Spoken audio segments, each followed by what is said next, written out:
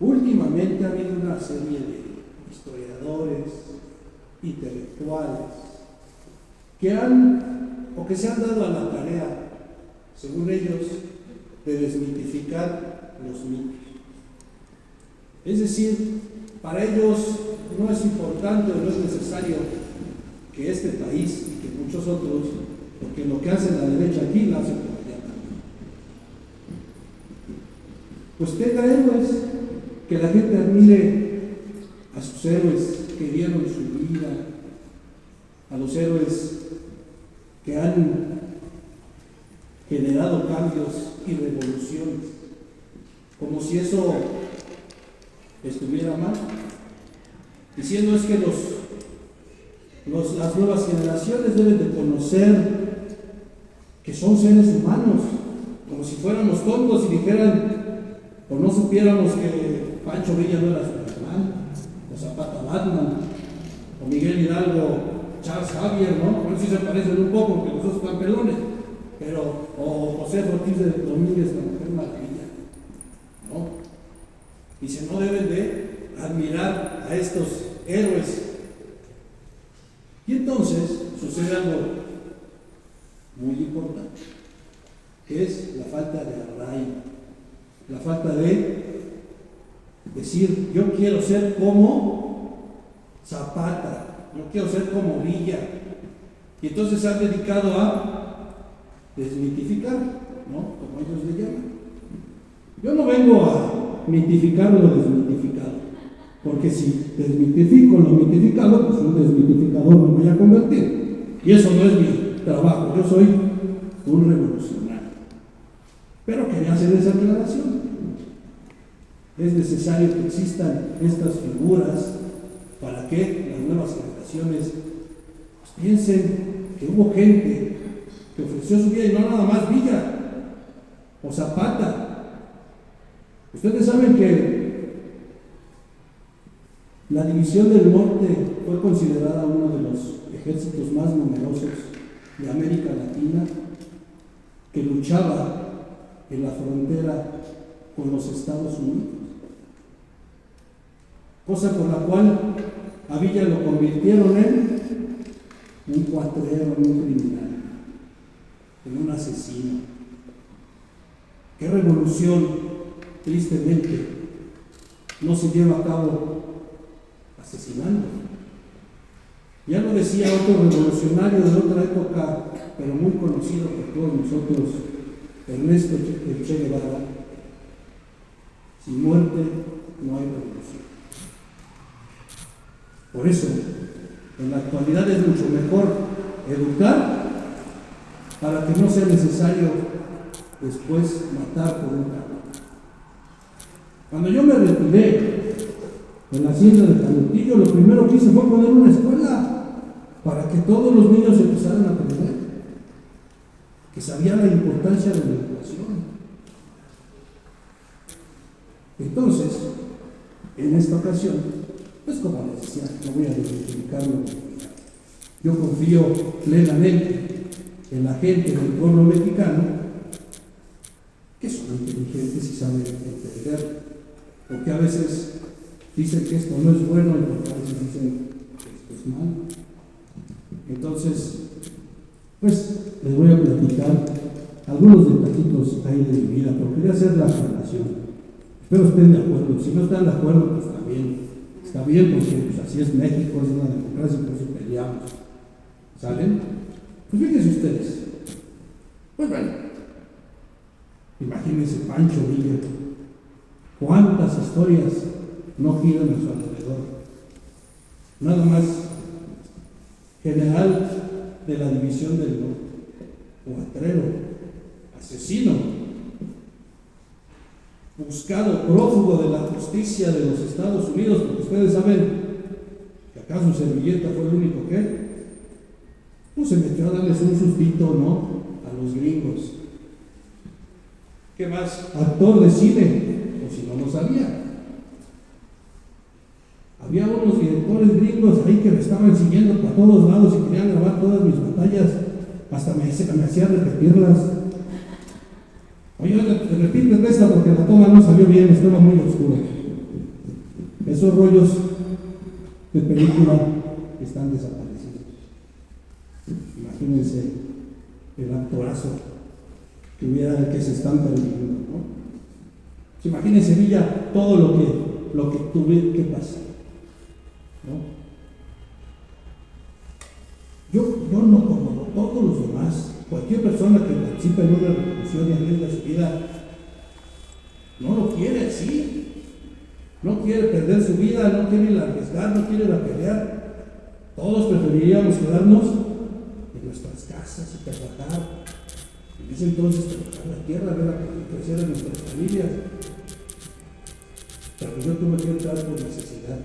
Me convertí en un bandido por necesidad. Fíjense ustedes que un federal se robó a una de mis hermanas, porque en ese entonces la gente se podía robar a las mujeres nomás porque les gustaba.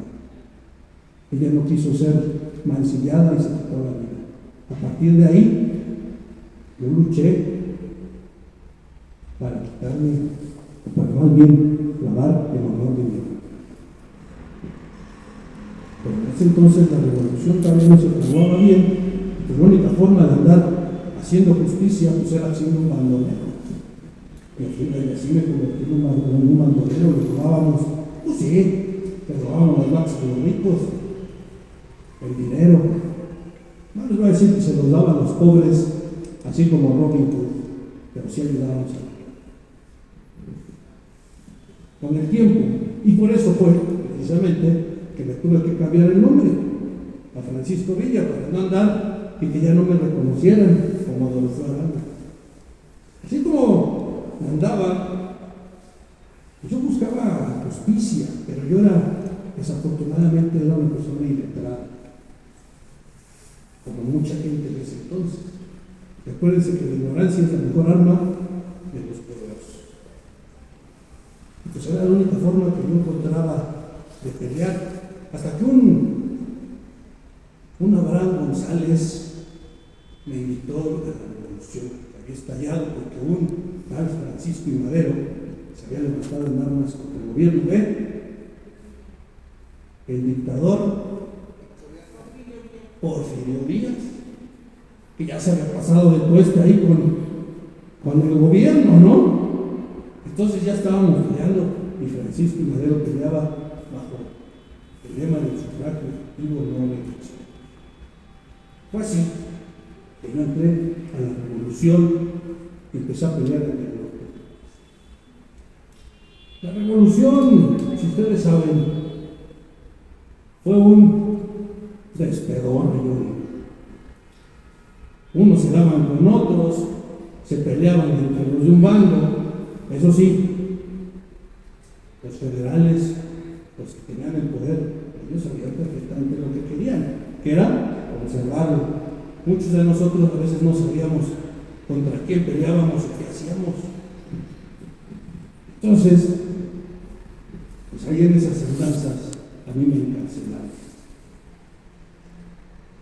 Ya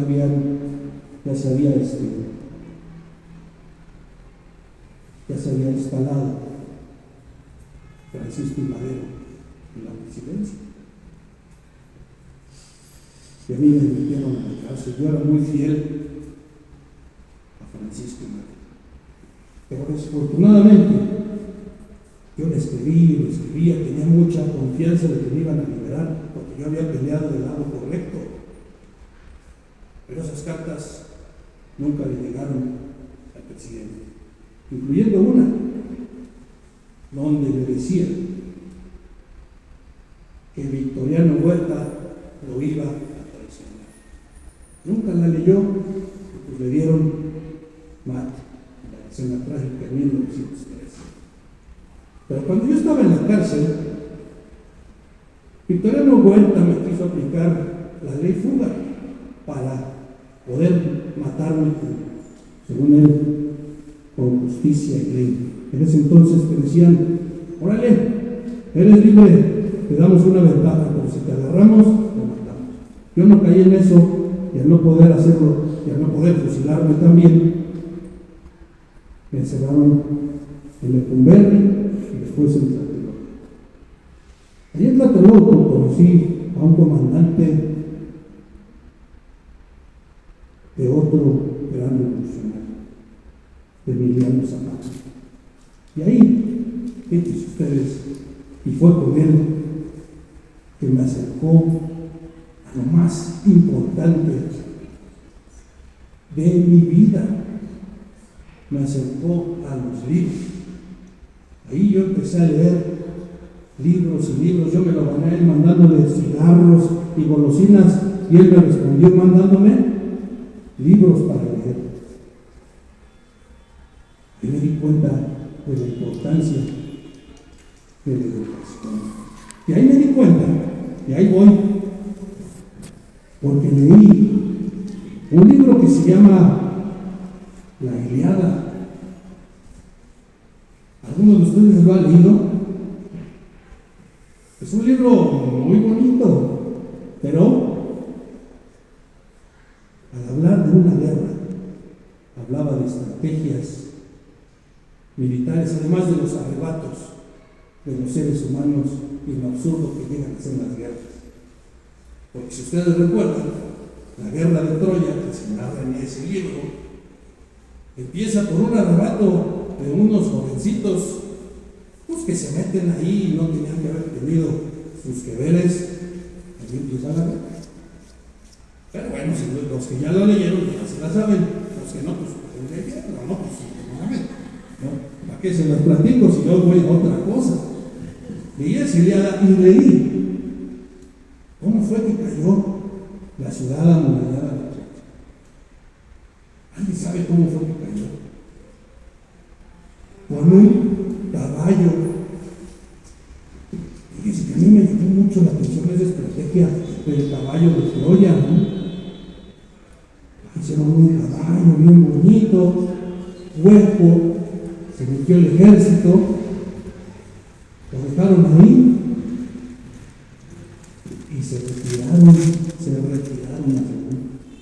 Pero hasta la retirada estaba el ejército adentro, nada más fueron algunos con las naves y los troyanos orgullosos de que no habían dejado pasar o no habían perdido la guerra, pensaron que eso era un regalo, un reconocimiento para su triunfo, y lo metieron a su ciudad amurallada, se pusieron una poetiza, ¿no? Ya en la nochecita, cuando todos estaban bien enfiestados, pues se salió el ejército y sorpresa, exacto, surprise, para ser más bilingües, porque está perfecto, ¿no? Esa historia me llamó mucho la atención, como muchas otras. Ustedes no están para saberlo, y yo sí aquí estoy contando. No, pues a eso vine. Pues, ahí les va una historia que se dio y que se basó precisamente en esto. La revolución se hizo con la sangre de los hombres, pero se hizo en muchos aspectos con el uso de la tecnología.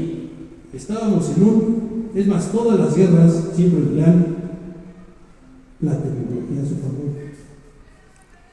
En un principio pues se agarraban a puros macanazos, ¿no? Y después a uno se le ocurrió agarrar una piedra, eso ya era un arma, y le daba ventaja al otro. El otro, cuando perdió, vio que le ganaba con la piedra, le sacó filo a la piedra, y entonces ya tenía ventaja en el otro. Ya vio lo que decía, no, pues ¿para qué me meto a las pedradas? Mejor le pongo un palito y hago una lanza, ¿no? Y así, la guerra siempre ha echado mano de la tecnología. Y la revolución mexicana no fue la excepción. Actualmente tenemos precisamente los estragos que se pueden hacer en una guerra cuando la tecnología está tan avanzada, ¿no? Estamos viviendo una guerra horrible, en donde la tecnología juega un papel muy importante. Que la bomba no cayó ahí, que porque se desvió, háganme el favor, sí, eso no se puede. Pero bueno, eso es de otra guerra y eso es otra cosa. Fíjense ustedes, que así como Troya, nosotros nada más no podíamos tomar Ciudad Juárez. una ciudad fronteriza muy importante, porque había un gran tránsito de ferrocarriles, por ahí pasaban muchas mercancías importantes, y no lo podíamos tomar. El ejército de los federales, ya en ese momento, en manos del Victoriano Huerta, el traidor y usurpador de la presidencia, tenía un ejército muy bien organizado. Y nosotros no podíamos entrar. Fue entonces que yo, acordándome de aquel libro que leí en la ficción, dije, ¿qué no hacemos algo parecido al caballo electrónico? Pero ahí está otra de las cosas de la tecnología de ese entonces, que era muy accesible, y la revolución, como les decía, se hizo con la sangre de los hombres, pero también se hizo sobre las vías de los ferrocarriles, de los trenes. Era la forma en la que podían moverse los ejércitos, las mercancías, las municiones, etc. Y en Ciudad Juárez, como decía, había un tránsito tremendo de estos aparatos. Se nos ocurrió secuestrar un tren repleto de carga que iba saliendo de Ciudad Juárez. Con uno de mis comandantes, Rodolfo Fierro, que yo supongo que han escuchado hablar de él, se decía el sanguinario, Rodolfo Fierro. Y sí, eso sí, por aquellos miembros que era bastante sanguinario. Pero él era un valiente y era muy leal a mí, yo le quería mucho.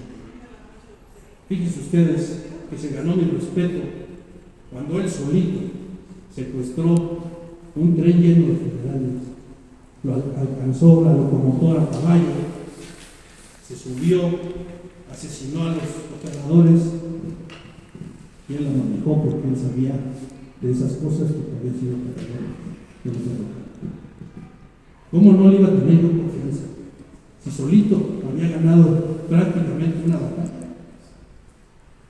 Entonces, junto con él y otros de mis dorados, secuestramos a todos. Y fue que al telegrafista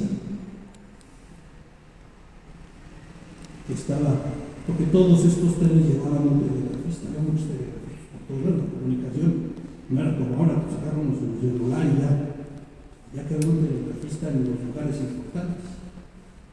La red era muy prominente en México.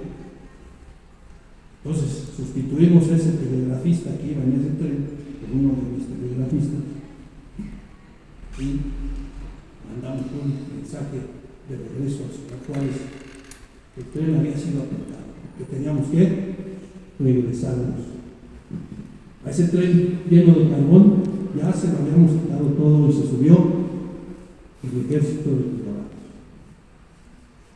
Nos dieron acceso a la ciudad sin sospechar que ese tren, en vez de llevar carbón, llevaba un ejército.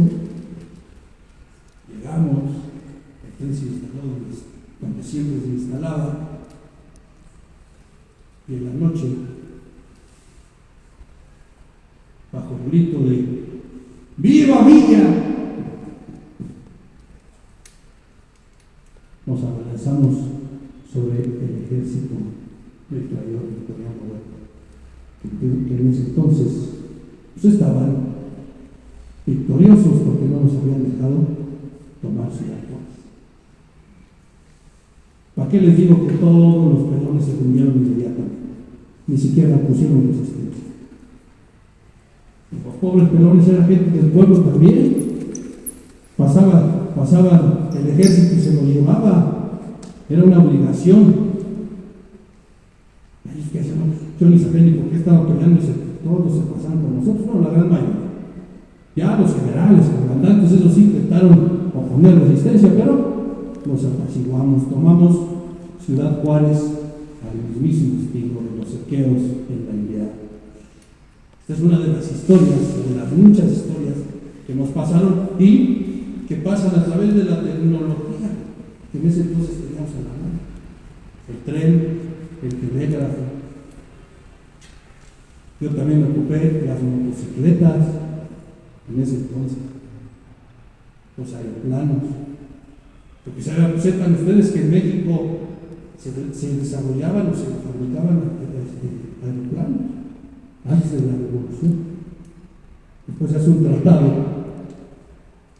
donde México no produce tecnología y ahí nos atrasamos. Pero esa es otra historia.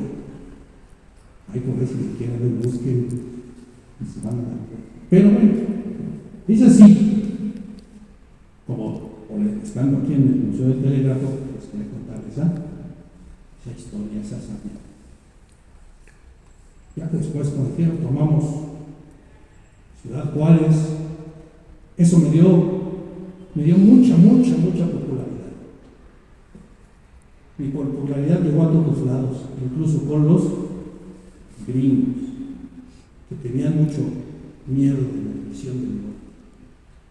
Nunca antes habían tenido una guerra tan cerca. Y entonces ellos que jugaban un papel muy importante porque las armas venían de los Estados Unidos. Ellos decidían a quién le vendían y a quién no. Y a veces nos apoyaban a nosotros, y a veces a Huerta, y a veces a Obregón. Entonces ahí se armó, como la canción de Celia Cruz de Son de Vida Borrondón, Chilango. Así estaba la revolución. Y los gringos manejaban el argumento.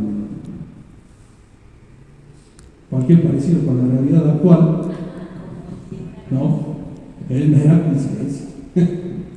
Pero así es. Entonces, tratándonos y molestando a Pancho Villa, pues fue que yo invadí Colombia y tuvieron un pretexto para invadir México. Cualquier parecido con la realidad actual es mera coincidencia, ¿no? Pues bueno, total que me agarraron, pero me convertí en el más buscado de todo el mundo. Pero pues el andar huyendo de los gringos, el andar peleando contra el usurpador, pues desgastó nuestro ejército. Y muchos de ellos eran militares estudiados. Y yo nada más tenía de mi lado a un militar muy estudiado y muy conocedor, que era mexicano,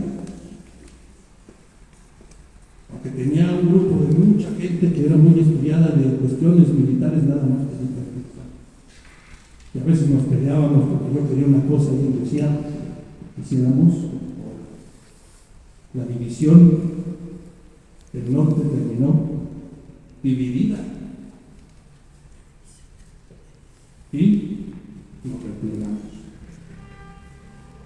Y una vez que llegó Carranza, que venció a Victoriano Huerta con la toma de Zacatecas, acá su servidor modestamente logró, ese fue el golpe final para Victoriano Huerta. Llegó Carranza,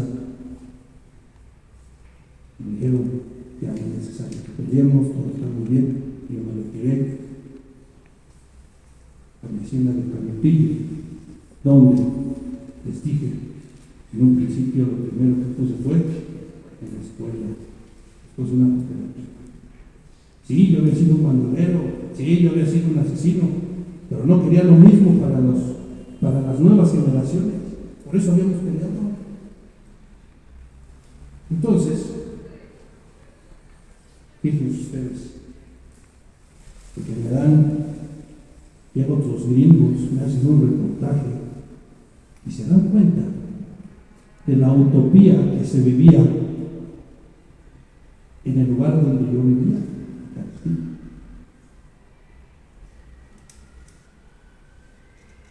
Y al gobierno se me hace peligroso. Ya habían matado a Zapata, ya habían matado a Carranza. Dice, ¿también a qué? Matarán. Porque era un caudillo que les quitaba el foco para poder decir que eran ellos los verdaderos revolucionarios. Y pues, en junio del 23, me tienen un cuarto y cobardemente me asesinan. Y dicen ahí, se murió Villa, pero nace la leyenda. Que si mi cuerpo quedó por acá, que si mi cabeza por allá. Y durante mucho tiempo fui un héroe muy visto, o muy solicitado, o muy querido por el pueblo mexicano.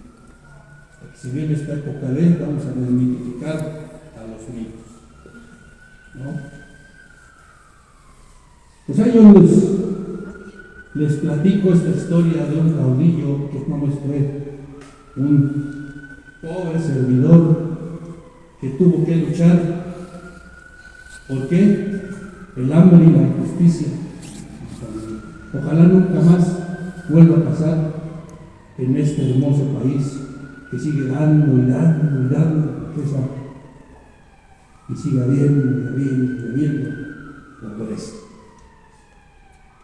Yo soy Pancho Villa y no con sus dos viejas sombrillas. Esta noche les agradecemos a todos y le agradecemos por supuesto a él que nos comparta estas historias que nos hacen reflexionar y nos hacen recordar parte de nuestra historia, nuestra muy importante historia de dónde venimos, y eso es lo que somos. Entonces, muchas felicidades.